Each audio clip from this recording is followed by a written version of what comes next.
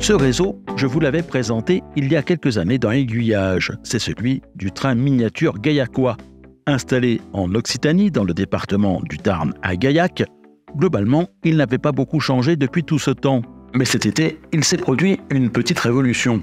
L'ensemble des relais qui permettaient de le faire fonctionner et occupaient à eux seuls une pièce de 25 mètres carrés ont été mis à la retraite et remplacés par 4 grosses valises seulement placées sous la maquette. Le tout est piloté désormais informatiquement par un logiciel répondant au doux nom de Ladybird, développé par Gérard Perrin et son entreprise Ligia Automatisme. Après un an de fermeture au public, le club rouvrait enfin ses portes en début d'été. J'ai profité de la journée inaugurale pour tourner un nouveau reportage et vous faire redécouvrir ce réseau sur cette chaîne. Bonjour et bienvenue dans Aiguillage.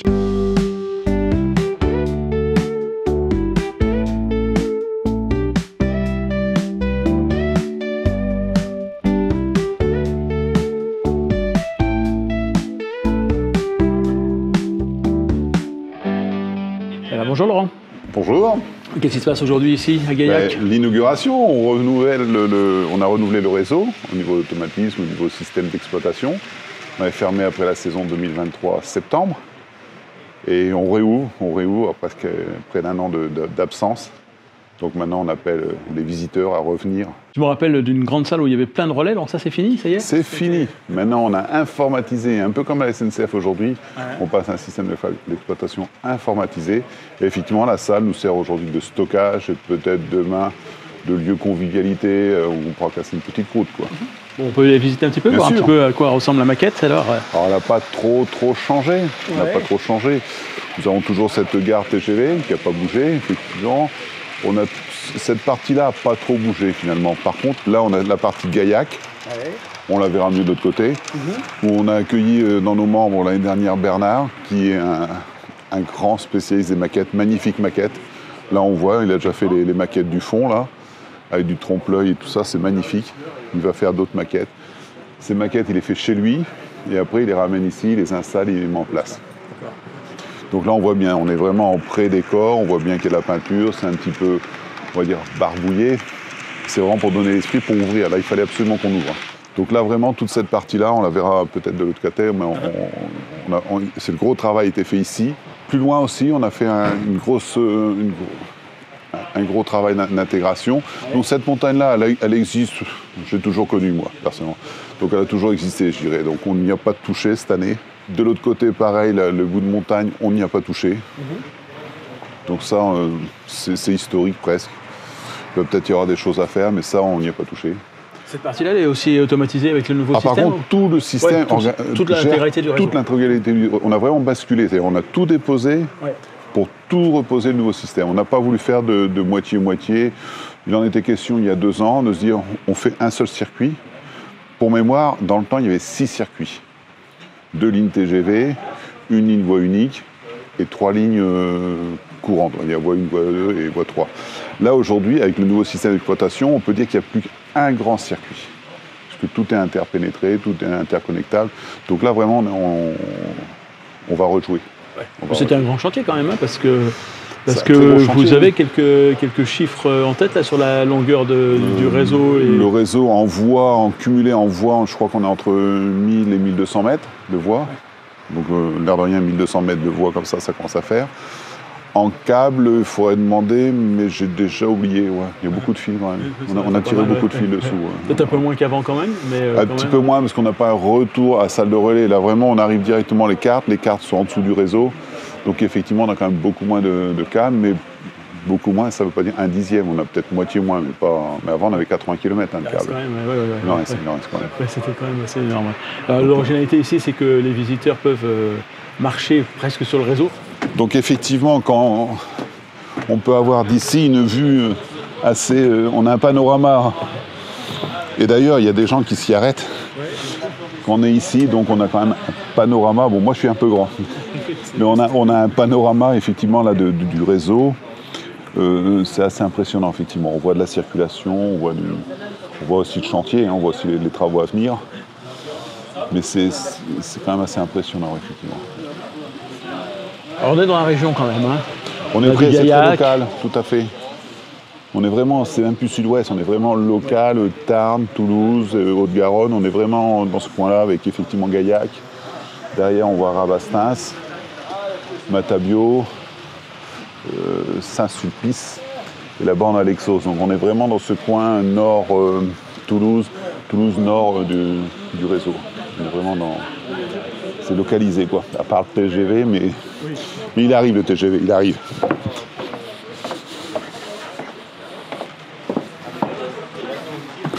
Donc des infrastructures qu'on a mis en place, des nouvelles infrastructures où on peut s'appuyer. Parce qu'on se rendait compte que les visiteurs avaient tendance à s'appuyer, donc on a voulu mettre des choses comme ça, donc on a un peu rehaussé. Ça permet de s'appuyer, et puis quand on a des jolis décors comme ça, il faut voir, on déguste, on se régale, là. On voit vraiment, on est vraiment à l'approche, on est vraiment à la...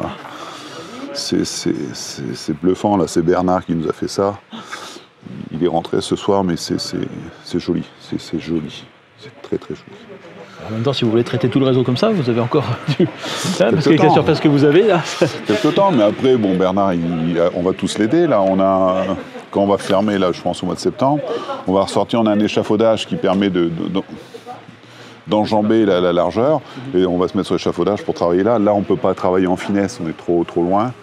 Là aussi, on est un peu loin, donc on ne va pas pouvoir travailler en finesse, là. Mais effectivement, il y a beaucoup de travail. Il est bien avancé, il y a beaucoup de travail. Là, futur travail, c'est la verrière. Tout le monde connaît Matabiau, tout le monde sait qu'il y a une verrière sur la Matabiau. Donc ça va venir un jour, c'est ça? Ça devrait venir assez rapidement, je pense. Je pense que l'année prochaine, elle sera installée. Je pense. Et là, contrairement à avant, toutes les voies sont opérationnelles. À la fin, d'où la raison pour laquelle on a changé de système, à la fin, on peut faire tourner qu'un seul train sur voie 1. Là, tout refonctionne, tout...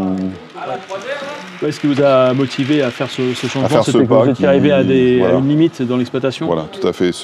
Surtout, on a été aidé par le concepteur du système, la l'IGA, Gérard, là, qui nous a bien aidés, qui nous a convaincus que c'était dans notre cas, parce qu'il y a d'autres systèmes qui sont très bien, qui nous apparaissent très bien dans le cas d'un réseau neuf. On n'a rien, on construit, il y a plein de systèmes. Nous, on avait un problème, c'est que c'était un réseau ancien, beaucoup de vieux câblages, beaucoup de vieilles coupures, donc il nous fallait quand même un outil assez souple, assez agile, comme on dit maintenant, que ne nous apportaient pas les produits du marché qui existent. On ne va pas les critiquer, ils sont très bons, mais dans notre cas, ils n'étaient pas, c'était pas facilement configurables. C'était pas adapté pour vous.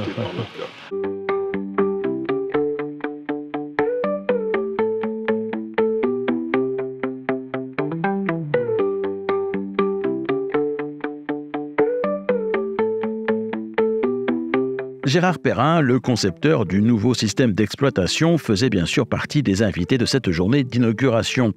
Je vous propose de le rencontrer juste avant de poursuivre la visite de la maquette. Oui, c'est un très gros projet par rapport au réseau que j'ai l'habitude d'équiper. Le plus gros que j'avais fait précédemment faisait la moitié de celui-là. Mais on va dire que la plupart des réseaux, c'est à peu près le quart d'un réseau comme celui-là. Voilà. Ils m'ont dit que peut-être qu'ils vous avaient fait faire un peu des cheveux blancs, non? Ça a été? Oui, ça a été. Oui, j'ai eu des cheveux blancs. Parce que de par l'ampleur, le nombre d'aiguillages, de voies, de signaux, d'itinéraires, on tend toujours le dos, on va dire ce que ça va passer, quoi. Voilà, oui. Parce que là, comme c'est un très gros réseau en termes de réponse des logiciels informatiques et de l'électronique, c'est pas tant la fiabilité, c'est pas la fiabilité des cartes, mais c'est plutôt les temps de communication, etc. qui pourraient conduire à ce que ça ne fonctionne pas, mais tout est bien pour passer. Voilà, ce qui veut dire que j'ai bien conçu mon système dès le départ, même s'il n'était pas prévu, ou j'avais jamais imaginé faire des réseaux de cette taille-là.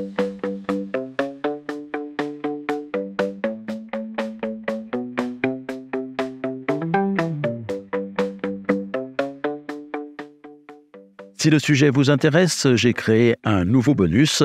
C'est une interview en longueur de Gérard. Avec Laurent, il vous en dira beaucoup plus sur son système d'exploitation et comment s'est déroulée son implémentation sur ce grand réseau du train miniature gaillacois. Vous le retrouverez dans la section membres de cette chaîne et sur la page bonus du site d'Aiguillage. Et pendant ce temps, on s'enfonce un peu plus encore à l'intérieur du réseau pour se rapprocher de la partie Toulouse et de sa célèbre gare. Alors la prochaine étape là maintenant pour vous, alors qu'est-ce que c'est? La verrière de Matabiau, tout ce qui est décor, le ballastage, il faut refaire du ballastage sur les voies, parce que là on voit bien elles sont nues. La voie est posée directement, donc c'est nu. Les décors, là on a vu que c'est un peu brut, on va remettre un peu de flocage, mettre des arbres. La partie où on est passé tout à l'heure, là où c'est vraiment nu, donc là il va falloir vraiment mettre du grillage et vraiment faire du décor, donc on va faire du MAP, parce que nous le décor on le fait au MAP, hein. On n'utilise pas du plâtre, on n'utilise pas de la bande, on fait du MAP, c'est un produit qui ne prend pas trop vite, contrairement au plâtre. Ouais. C'est une surtout sorte de colle, costaud. c'est ça, ouais, c'est une colle, c'est utilisé pour de la colle, pour le placo, mais en fait c'est du plâtre plus costaud. Ouais, et ça C'est s'adapte bien. Voilà, ça s'adapte bien parce que c'est assez rigide, c'est assez costaud. Le problème c'est que c'est lourd, donc il faut éviter d'en mettre trop épais, parce que bon, on a quand même des structures légères, on va dire. Et puis après, on avait la carrière qui existait déjà. Tout le fond là-bas, c'est vraiment nouveau, ça n'a pas 2 ans. Il y a les éoliennes, elles existaient, mais derrière les éoliennes, tout le fond, ça a 1 an, 1 an et demi. Donc là, avant la cathédrale était ici, on l'a déplacée là-bas. Là, on a rafraîchi la place de Rabastens. On a un peu rafraîchi toute cette partie-là. On a fait cette partie-là là, avec le Tarn symbolisé comme ça, avec un château qui a été recloué, avec une petite montagne. Avant, il n'y avait rien là. Et surtout, là-bas en haut, on a fait un plateau avec une gare. Donc c'est un embranchement particulier, on a une petite gare. Et elle a 15 jours. Ah oui. Elle a été mise il y a 15 jours. Ça permet de couvrir toutes les voies qui sont en dessous. Et je vois qu'elle a une centrale, donc c'est autonome par rapport à ce réseau ? Là, effectivement, on a des zones, on va avoir des zones. Les zones de gare, il y aura la possibilité de gérer à part du réseau, du logiciel. Ça permettra, là, il y a du monde, donc ça permet aux gens, s'ils veulent prendre plaisir dans un coin, si par exemple, lors d'une permanence, on peut mettre quelqu'un là-haut, quelqu'un à la caisse, et puis nous, 2 personnes qui tournent, qui répondent à vos questions, qui répondent aux questions des visiteurs, et jouer, faire des manœuvres et tout ça. Ça, c'est une chose qu'on pouvait faire avant, mais qui se perdait parce qu'on n'était pas assez nombreux. Là, vraiment, il y a des gens qui sont revenus. On a des outils qu'on a pu adapter.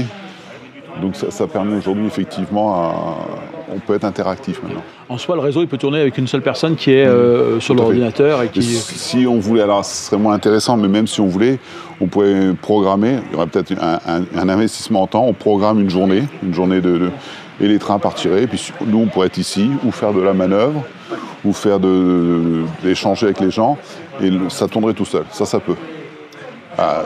Aujourd'hui ça peut. Est-ce que c'est une volonté pas trop ? Parce que le but, on vient ici aussi pour s'amuser, pour recevoir, mais c'est avant tout pour jouer avec, hein. Faut pas rêver.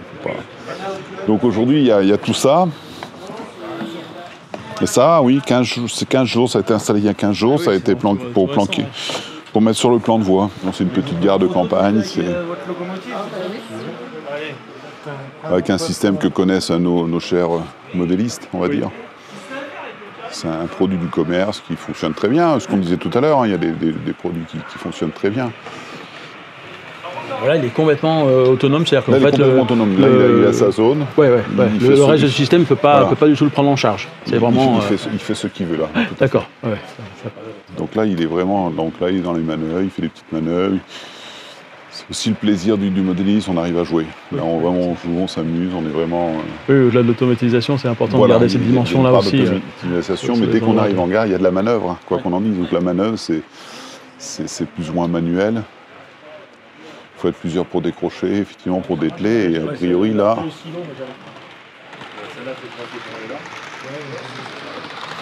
Donc tout ça, c'est récent. C'est de l'année dernière, tout ça. Toute cette partie-là, c'est vraiment l'année dernière. Ça, c'est plus vieux, mais ça a été rafraîchi l'année dernière. On a vraiment des choses... Et après, l'avenir, c'est ça. C'est du flocage partout, finir d'habiller, tout ça.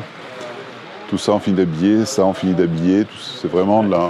Vous vous êtes donné un délai pour faire tout ça, ou vous êtes non, des objectifs ? Non, on aura fini là, il faudra rafraîchir la montagne. Ouais. La montagne. Donc ça sera permanent, c'est ça ? La logique soit permanent, et puis... Je pense que, comme d'habitude, on va éviter de toucher le plan de voie, parce que là, il est figé, il y a l'automatisme derrière. Donc, comme du temps des relais, je pense qu'on va être cadré sur le plan de voie. Sur le reste, je pense qu'on peut s'autoriser ce qu'on veut. On peut s'autoriser ce qu'on veut, fermer, mettre des couvertures. On peut mettre ce qu'on veut, là, par contre.